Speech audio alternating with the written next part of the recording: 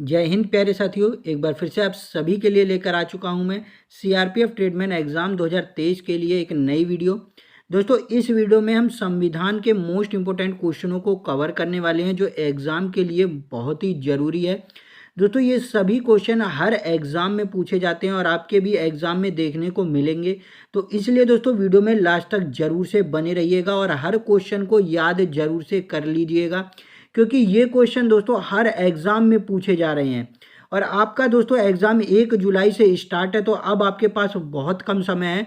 तो जितना भी दोस्तों आप पढ़ते रहें उसको साथ ही साथ याद भी करते चलिएगा, ताकि बाद में आपको याद करने में कोई दिक्कत ना हो। ठीक है ना दोस्तों? तो चलिए वीडियो में लास्ट तक जरूर से बने रहिएगा। अब वीडियो की शुरुआत करते हैं, लेकिन उससे पहले यदि आप चैनल पर नए हो तो सब्सक्राइब जरूर से कर लीजिएगा, नोटिफिकेशन बेल को ऑल पर सेट कर लीजिएगा, जिससे दोस्तों सीआरपीएफ ट्रेडमैन से रिलेटेड कोई भी वीडियो आए तो सबसे पहले आपको नोटिफिकेशन मिल जाए। तो चलिए दोस्तों वीडियो की शुरुआत करते हैं। तो साथियों, संविधान के वीडियो का जो फर्स्ट क्वेश्चन है, संविधान सभा के पहले अस्थायी अध्यक्ष कौन थे? संविधान सभा के पहले अस्थायी अध्यक्ष, कौन सा ऑप्शन राइट हो जाता है? तो दोस्तों इस क्वेश्चन का आंसर ऑप्शन है डी राइट हो जाता है। डॉक्टर सच्चिदानंद सिन्हा दोस्तों संविधान सभा के पहले अस्थायी अध्यक्ष थे। यदि मैं बात करूं संविधान सभा का गठन कब हुआ था, तो याद रख लीजिएगा दोस्तों 6 दिसंबर, क्या दोस्तों 6 दिसंबर 1946 ईस्वी में संविधान सभा का गठन किया गया था। फ्रेंच प्रथा के अनुसार, किस प्रथा के अनुसार? फ्रेंच प्रथा के अनुसार संविधान सभा का गठन किया गया था 6 दिसंबर 1946 को। और संविधान सभा की दोस्तों पहली बैठक हुई थी 9 दिसंबर 1946 को। कब दोस्तों? 9 दिसंबर 1946 को दिल्ली के एक पुस्तकालय में हुई थी। और इसी जगह दोस्तों संविधान सभा के सबसे बुजुर्ग व्यक्ति डॉक्टर सच्चिदानंद सिन्हा को अस्थायी अध्यक्ष के रूप में चुन लिया गया था। याद आपको रख लेना है दोस्तों। यदि मैं बात करूं संविधान सभा के स्थायी अध्यक्ष कौन थे, तो याद रख लीजिएगा संविधान सभा की दूसरी बैठक हुई थी 11 दिसंबर 1946 को। और इसी बैठक में दोस्तों वोटों के अनुसार डॉक्टर राजेंद्र प्रसाद संविधान सभा के स्थायी अध्यक्ष, संविधान सभा के स्थायी अध्यक्ष के रूप में चुने गए थे। याद रख लीजिएगा वोटों के अनुसार, यानी मत पड़ा था दोस्तों, तब डॉक्टर राजेंद्र प्रसाद स्थायी अध्यक्ष के रूप में चुने गए थे। तो ये सभी चीजें दोस्तों याद रख लीजिएगा संविधान सभा से रिलेटेड। चलिए दोस्तों अगला क्वेश्चन देखते हैं। अगला क्वेश्चन है राज्यसभा को कुल सदस्य, राज्यसभा की दोस्तों राज्यसभा की कुल सदस्य संख्या कितनी होती है? कौन सा ऑप्शन राइट हो जाता है? राज्यसभा की कुल सदस्य संख्या। तो दोस्तों इस क्वेश्चन का आंसर ऑप्शन ए राइट हो जाता है 250। याद रख लीजिएगा दोस्तों, कहीं पर आपको 250 देखने को मिलेगा और कहीं पर आपको 252 देखने को मिलेगा। तो यदि दोस्तों आपको ऑप्शन में 252 भी देखने को मिले तो 252 भी इसका राइट आंसर हो जाएगा। इस बात को जरूर से याद रख लीजिएगा। अब दोस्तों राज्यसभा की बात करूं तो आर्टिकल 80 के तहत राज्यसभा का वर्णन किया गया है। राज्यसभा एक उच्च सदन है और स्थायी सदन है। इसको दोस्तों स्थगित नहीं किया जा सकता है, आपको जरूर से याद रख लेना है।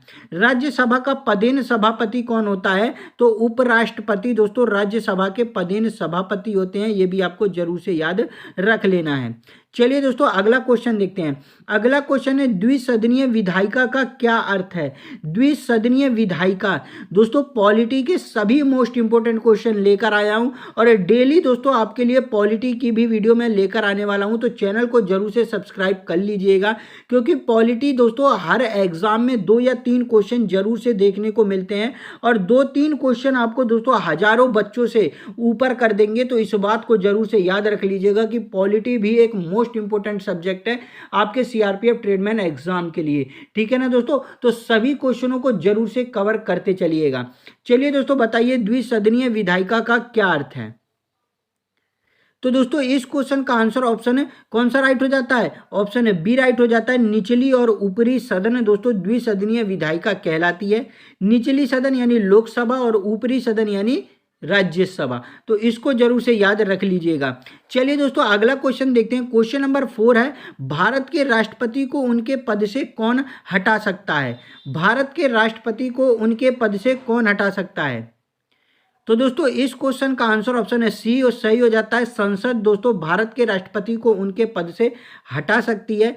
यदि दोस्तों भारत का राष्ट्रपति जो है संविधान के विरुद्ध काम करे, संविधान का उल्लंघन करे, तो आर्टिकल 61 याद रख लीजिएगा। आर्टिकल 61 के तहत भारत के राष्ट्रपति पर महाभियोग चलाया जाता है और यह महाभियोग चलाने से 14 दिन पूर्व दोस्तों भारत के जो राष्ट्रपति हैं उनको सूचना जरूर से दी जानी चाहिए। और जब दोस्तों महाभियोग चलाया जाता है, यदि राष्ट्रपति के विरुद्ध दो तिहाई वोट मिल जाते हैं तो राष्ट्रपति को उनके पद से हटा दिया जाता है। तो इस बात को जरूर से याद रख लीजिएगा कि आर्टिकल 61 के तहत राष्ट्रपति पर महाभियोग चलाया जाता है और उनके पद से कौन हटा सकती है? संसद उनके पद से हटा सकती है। चलिए अगला क्वेश्चन देखते हैं दोस्तों। अगला क्वेश्चन है भारतीय सिविल सेवा किस गवर्नर जनरल या वायसराय के शासन के दौरान आरंभ की गई थी? भारतीय सिविल सेवा, कौन सा ऑप्शन राइट हो जाता है? तो दोस्तों इस क्वेश्चन का आंसर ऑप्शन है डी राइट हो जाता है, कॉर्नवालिस। लॉर्ड कॉर्नवालिस के शासनकाल के समय दोस्तों भारतीय सिविल सेवा शुरू की गई थी। यदि मैं बात करूं कि कब शुरू की गई थी तो याद रख लीजिएगा 1853 ईस्वी में प्रतियोगिता परीक्षा आरंभ की गई थी जो इंग्लैंड में होती थी, याद रख लीजिएगा। और अब भारत में कब होना शुरू हुई तो याद रखिएगा 1923 ईस्वी में दोस्तों भारत में प्रतियोगी परीक्षा आरंभ हुई थी। 1863 याद रख लीजिएगा दोस्तों। 1863 ईस्वी में सत्येंद्र नाथ टैगोर, किसने दोस्तों? सत्येंद्र नाथ टैगोर ने दोस्तों पहली ये सिविल सेवा परीक्षा पास की थी इंग्लैंड जाकर। इसको भी जरूर से याद रख लीजिएगा। सत्येंद्र नाथ टैगोर कौन है? रविंद्रनाथ टैगोर के भाई थे, ये भी जरूर से याद रख लीजिएगा। कॉर्नवालिस का नाम मैंने लिया है तो कॉर्नवालिस को दोस्तों भारतीय सिविल सेवा का जन्मदाता भी कहा जाता है, जरूर से याद रख लीजिएगा। चलिए दोस्तों अगला क्वेश्चन देखते हैं। अगला क्वेश्चन है निम्न में से किस देश के संविधान से मौलिक कर्तव्य को अपनाया गया है? मौलिक कर्तव्य को किस देश के संविधान से अपनाया गया है? तो दोस्तों इस क्वेश्चन का आंसर राइट हो जाता है ऑप्शन है डी, सोवियत संघ रूस के संविधान से दोस्तों मौलिक कर्तव्य को अपनाया गया है। यदि मैं बात करूं मौलिक कर्तव्य किस भाग में दिए गए हैं तो याद रख लीजिएगा 4K, संविधान के भाग 4K में दोस्तों मौलिक कर्तव्यों का वर्णन किया गया है। और अब मौलिक कर्तव्य को दोस्तों सरदार स्वर्ण सिंह समिति की सिफारिश पर जोड़ा गया था 42वां संविधान संशोधन अधिनियम 1976 के द्वारा, ये भी आपको याद रख लेना है। यानी 42वां संविधान संशोधन आया था जिसके तहत दोस्तों मौलिक कर्तव्य को भारत के संविधान में जोड़ा गया था। चलिए दोस्तों अगला क्वेश्चन देखते हैं। अगला क्वेश्चन है भारतीय संविधान का आर्टिकल 356 किसके बारे में है? कौन सा ऑप्शन राइट हो जाता है? आर्टिकल 356। दोस्तों एक क्वेश्चन के साथ जितने भी क्वेश्चन बन सकते हैं ना, सभी क्वेश्चन मैं साथ ही साथ कराता चलूंगा, बस आप नोट डाउन जरूर से करते चलिएगा। वीडियो दोस्तों अगर आपको अच्छी लग रही हो तो वीडियो को एक लाइक जरूर से कर दीजिएगा, क्योंकि बहुत मेहनत लगती है दोस्तों इस तरीके की वीडियो बनाने के लिए, तो आपका एक लाइक तो जरूर से बनता है। अपने सभी फ्रेंड्स को शेयर भी कर दीजिएगा। और दोस्तों सीआरपीएफ ट्रेडमैन की आप तैयारी करना चाहते हैं तो चैनल को एक बार जरूर से सब्सक्राइब करके नोटिफिकेशन बेल को ऑल पर सेट कर लीजिए। हर वीडियो की दोस्तों पीडीएफ नोट्स मैं टेलीग्राम चैनल पर प्रोवाइड करा देता हूं, तो टेलीग्राम चैनल को जरूर से ज्वाइन कर लीजिएगा। और टेलीग्राम चैनल की लिंक दोस्तों आपको डिस्क्रिप्शन में देखने को मिल जाएगी, वहां से आप आसानी से हमारे टेलीग्राम चैनल को ज्वाइन कर सकते हैं। ठीक है ना दोस्तों? तो चलिए बताइए आर्टिकल 356 किसके बारे में है? कौन सा ऑप्शन राइट हो जाता है? तो दोस्तों ऑप्शन है बी आपका राइट हो जाता है, राज्य में राष्ट्रपति शासन लागू करना आर्टिकल 356 के तहत होता है। यदि दोस्तों आपसे आर्टिकल 352 पूछ ले तो याद रख लीजिएगा राष्ट्रीय आपात। क्या दोस्तों राष्ट्रीय आपात लगाया जाता है आर्टिकल 352 के तहत। और दोस्तों आर्टिकल 360 भी पूछा जाता है तो याद रख लीजिएगा वित्तीय आपात। क्या दोस्तों वित्तीय आपात आर्टिकल 360 के तहत लगाया जाता है। और 356 के तहत दोस्तों राष्ट्रपति शासन लगाया जाता है। ठीक है ना दोस्तों? यहाँ पर देखिए कश्मीर को विशेष दर्जा की बात करी गई है, तो याद रख लीजिएगा आर्टिकल 370। आर्टिकल 370 के तहत दोस्तों कश्मीर को विशेष दर्जा दिया गया था, लेकिन अब आर्टिकल 370 को समाप्त कर दिया गया है, ये भी आपको जरूर से याद रख लेना है। अब दोस्तों शासकीय भाषा के रूप में हिंदी, इसकी बात करूं तो याद रख लीजिएगा आर्टिकल 343(1), आर्टिकल 343(1) के तहत दोस्तों हिंदी को राजभाषा के रूप में जोड़ा गया था संविधान में, इसको भी जरूर से याद रख लेना है। चलिए दोस्तों अगला क्वेश्चन देखते हैं। अगला क्वेश्चन है, महासचिव राज्यसभा को सहायता प्रदान करता है जिसका पद किसके बराबर होता है। ये सभी क्वेश्चन दोस्तों मैं आप सभी को करा चुका हूं, लेकिन ये मोस्ट इंपोर्टेंट क्वेश्चन है, इसलिए दोस्तों संविधान की वीडियो के थ्रू मैं इन सभी क्वेश्चनों का एक बार आप सभी को रिवीजन करा देना चाहता हूं। कुछ नए क्वेश्चन भी इंक्लूड किए हैं जो एग्जाम में पूछे जा रहे हैं, तो इन सभी को कवर जरूर से करते चलिएगा। चलिए दोस्तों बताइए, महासचिव राज्यसभा को सहायता प्रदान करता है जिसका पद किसके बराबर होता है। तो दोस्तों इस क्वेश्चन का आंसर ऑप्शन है डी राइट हो जाता है, भारत सरकार के कैबिनेट सचिव के बराबर होता है पद, जरूर से याद रख लेना है। चलिए दोस्तों अगला क्वेश्चन देखते हैं। वर्ष 1975 में आपात स्थिति के दौरान भारत के राष्ट्रपति कौन थे। आपके ऑप्शन है मोरारजी देसाई, फखरुद्दीन अली अहमद, वीपी सिंह या फिर इंदिरा गांधी। कौन सा ऑप्शन राइट हो जाता है। तो दोस्तों इस क्वेश्चन का आंसर ऑप्शन है बी राइट हो जाता है, फखरुद्दीन अली अहमद उस समय भारत के राष्ट्रपति थे। प्रधानमंत्री की बात करूं तो इंदिरा गांधी उस समय भारत की प्रधानमंत्री थी, जरूर से याद रख लीजिएगा जब आपात की स्थिति लगाई गई थी। चलिए दोस्तों अगला क्वेश्चन देखते हैं। अगला क्वेश्चन है, लोकसभा में कितनी सीटें अनुसूचित जाति और अनुसूचित जनजाति के प्रतिनिधियों के लिए आरक्षित हैं। कौन सा ऑप्शन राइट हो जाता है। तो दोस्तों इस क्वेश्चन का आंसर ऑप्शन डी राइट हो जाता है। 131 सीटें दोस्तों अनुसूचित जाति और अनुसूचित जनजाति के प्रतिनिधियों के लिए आरक्षित की गई हैं। यदि मैं बात करूं कि अनुसूचित जाति के लिए तो याद रख लीजिएगा 84 सीटें हैं और अनुसूचित जनजाति के लिए 47 सीटें हैं। टोटल दोस्तों 131 सीटें आरक्षित की गई हैं, ठीक है ना। चलिए अगला क्वेश्चन देखते हैं। अगला क्वेश्चन है दोस्तों, भारत में बजट व्यवस्था का आरंभ किस वायसराय के काल में हुआ था। किस वायसराय के काल में भारत में बजट व्यवस्था आरंभ की गई थी। कौन सा ऑप्शन आपका राइट हो जाता है। दोस्तों सभी क्वेश्चनों का आंसर साथ ही साथ करते चलिएगा। वीडियो के लास्ट में आप जरूर से कमेंट करके बताइएगा कि कितने क्वेश्चन आप सही कर पाए हैं, ठीक है ना दोस्तों। और आपकी तैयारी कैसी चल रही है, वीडियो आपको कैसी लग रही है, ये सभी चीज़ें आपको कमेंट करके जरूर से बतानी है। तो चलिए दोस्तों बताइए, भारत में बजट व्यवस्था का आरंभ किस वायसराय के काल में हुआ था।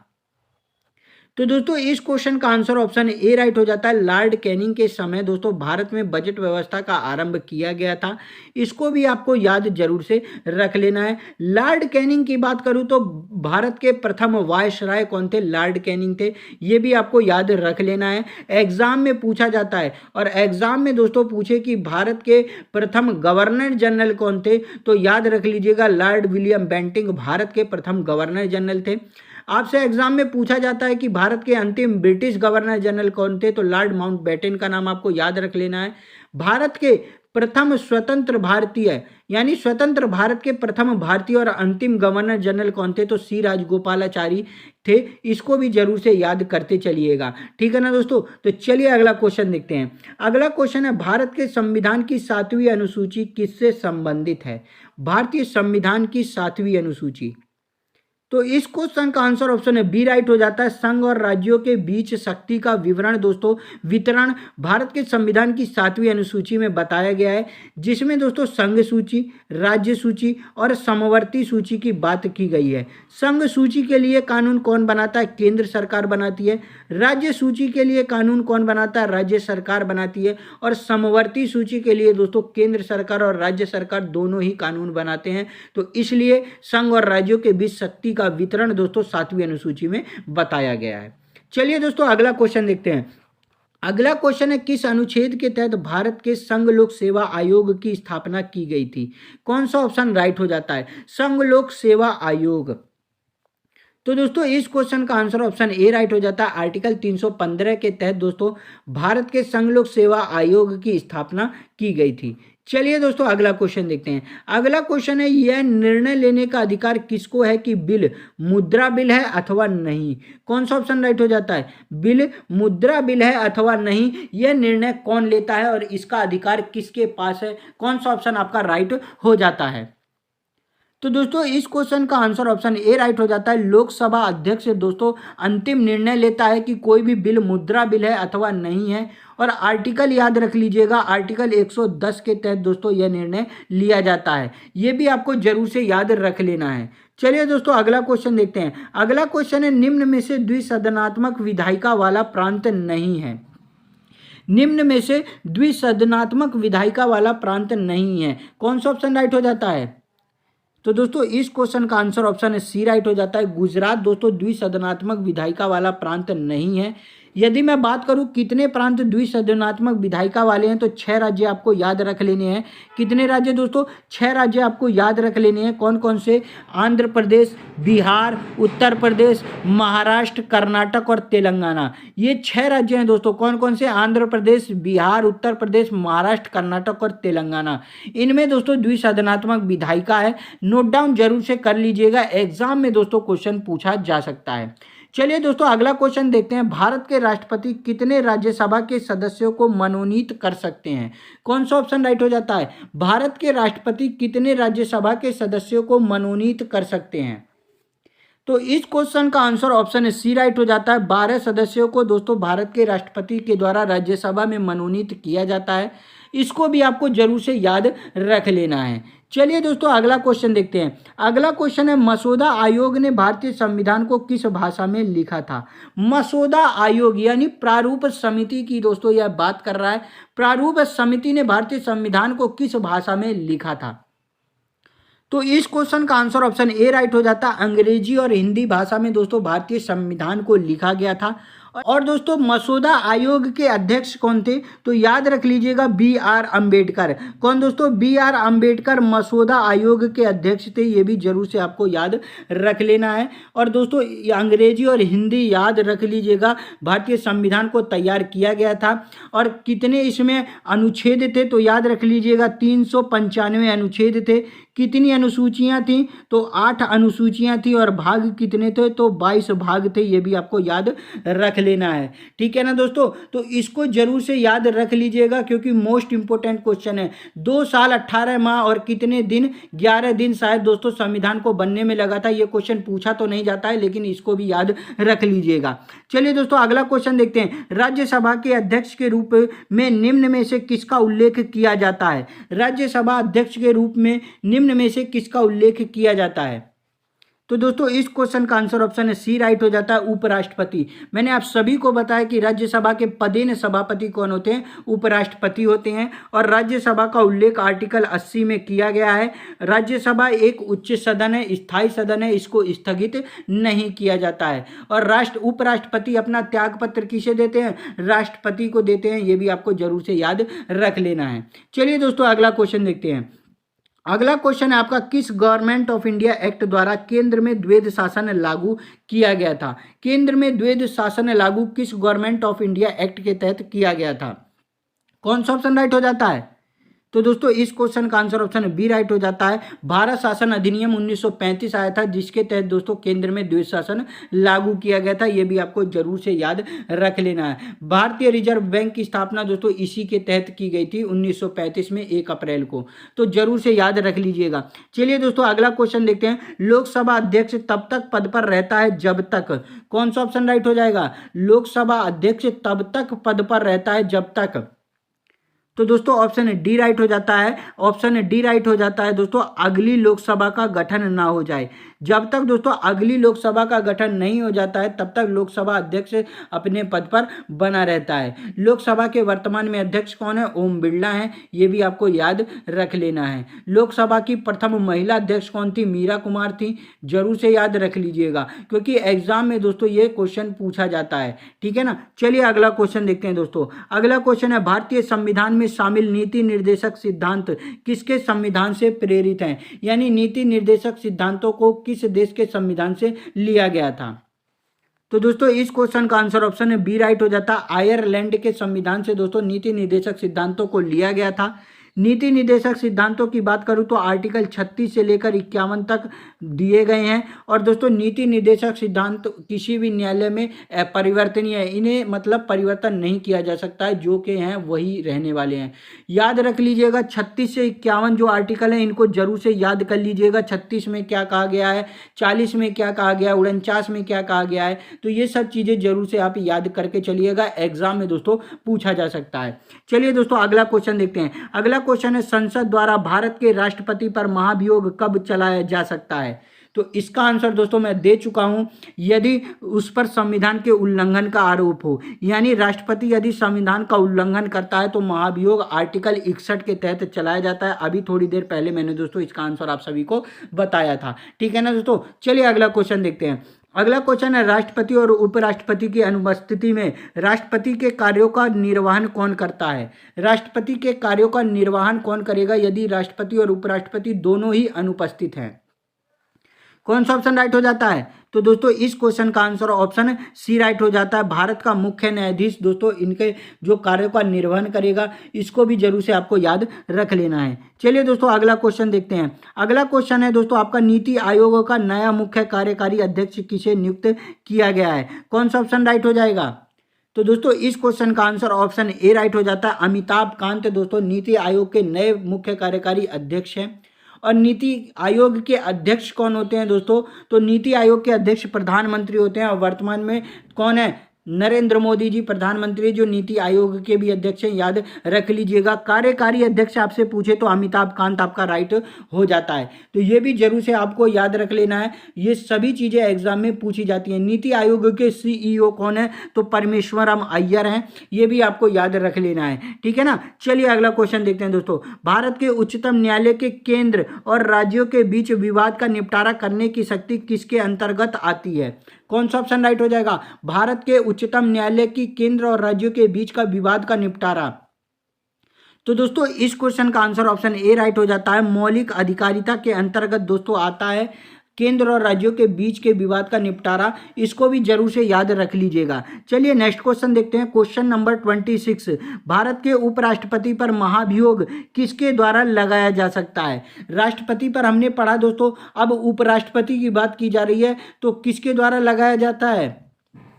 तो इस क्वेश्चन का आंसर ऑप्शन सी राइट हो जाता है। राज्यसभा के द्वारा दोस्तों भारत के उपराष्ट्रपति पर अभियोग लगाया जा सकता है, जरूर से याद रख लीजिएगा। चलिए दोस्तों अगला क्वेश्चन देखते हैं। अगला क्वेश्चन है भारतीय संविधान के किस अनुच्छेद के तहत अनुसूचित जाति और अनुसूचित जनजाति के लिए नौकरी में आरक्षण का प्रावधान किया गया है। कौन सा ऑप्शन राइट हो जाएगा। नौकरी में आरक्षण का प्रावधान, कौन सा ऑप्शन राइट हो जाता है। तो दोस्तों इस क्वेश्चन का आंसर ऑप्शन ए राइट हो जाता है। आर्टिकल 335 के तहत दोस्तों अनुसूचित जाति और अनुसूचित जनजातियों के लिए नौकरी का प्रावधान किया गया है। चलिए दोस्तों अगला क्वेश्चन देखते हैं। मोस्ट इंपोर्टेंट क्वेश्चन है, भारत के संविधान की 8वीं अनुसूची में कितनी भाषाएं दी गई हैं। कई बार दोस्तों एग्जाम में पूछा गया है। एग्जाम में पूछा जाता है कि 8वीं अनुसूची किससे संबंधित है, कितनी भाषाएं दी गई हैं, संशोधन करने के बाद कितनी भाषाएं जोड़ी गई थी, ये सभी क्वेश्चन याद जरूर से कर लीजिएगा, ठीक है ना। चलिए दोस्तों बताइए 8वीं अनुसूची में कितनी भाषाएं दी गई हैं। तो इस क्वेश्चन का आंसर ऑप्शन बी राइट हो जाता है। 22 भाषाएं दोस्तों भारतीय संविधान की 8वीं अनुसूची में दी गई हैं। चलिए दोस्तों अगला क्वेश्चन देखते हैं। भारतीय संविधान के किस अनुच्छेद में मुख्यमंत्री के कार्यों का परिभाषित किया गया है। मुख्यमंत्री के कार्यों को किस अनुच्छेद में परिभाषित किया गया है। तो दोस्तों इस क्वेश्चन का आंसर ऑप्शन डी राइट हो जाता है। आर्टिकल 167 के तहत दोस्तों मुख्यमंत्री के कार्यों को परिभाषित किया गया है। चलिए दोस्तों अगला क्वेश्चन देखते हैं। अगला क्वेश्चन है भारतीय संविधान के मूलभूत कर्तव्यों को डैश के तहत जोड़ा गया था। कौन से संशोधन के तहत जोड़ा गया था। तो दोस्तों इसका आंसर आप सभी को कमेंट करके बताना है, ये आप सभी के लिए HW है। वीडियो अगर अच्छी लगी होगी तो वीडियो को एक लाइक जरूर से कर दीजिएगा, अपने सभी फ्रेंड्स में शेयर कर दीजिएगा। चैनल पर नए हो तो सब्सक्राइब करके नोटिफिकेशन बेल कॉल पर सेट कर लीजिएगा, डेली इसी तरीके की मोस्ट इंपोर्टेंट क्वेश्चन की वीडियो देखने के लिए। तो चलिए दोस्तों मिलता हूँ नेक्स्ट वीडियो में, तब तक के लिए जय हिंद जय भारत दोस्तों।